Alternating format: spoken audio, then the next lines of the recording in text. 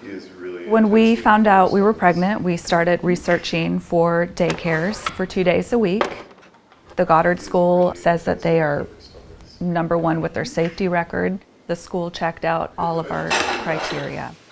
Hey, this is Jennifer with Goddard School.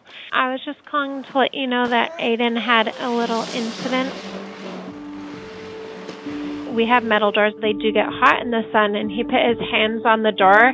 We have it under cold water, and he's crying. It looks painful, and they've already sort of blistered.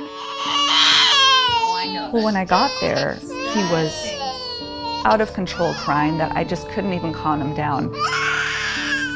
I ran next door to the Austin Regional Clinic, and the pediatrician said, "Stop right there. He needs to get to the emergency room right now before he gets contractures to his hands."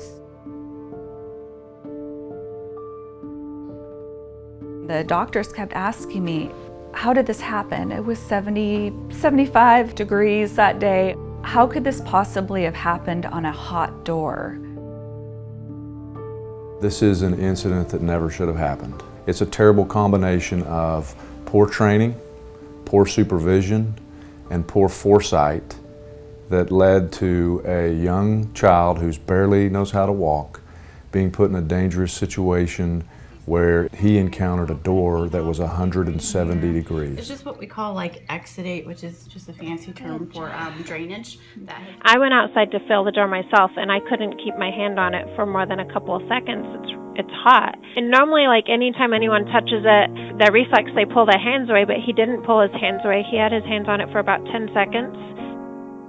We are assuming that he crawled to this door and that he tried to stand on his own and fell into the doorway. Maybe he couldn't pull himself off or didn't understand what the temperatures meant at 11 months old.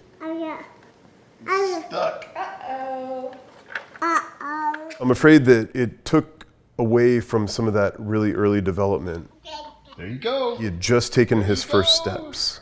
So he was really getting used to being more mobile and independent, learning how to use his hands. We went back to hand feeding him. He couldn't hold his bottles. We had to keep him medicated for the pain. How about that? I want that. Chicken. We are praying that he won't even remember this. For us, this is a very big deal. This is our child. Get you. I'm gonna get you. Where's Aiden? Daycare is an important decision for parents, and there's parents of different fortunes around the United States. Some who can barely afford daycare, some who can't at all, and some who are blessed enough to afford what's marketed as the best daycare.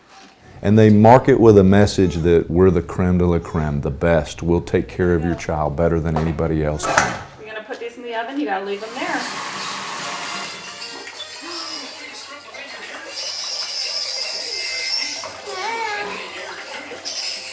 We did go and look at some daycares after. I felt doorways and I said, no, I can't do this. I can't put him in another daycare right now.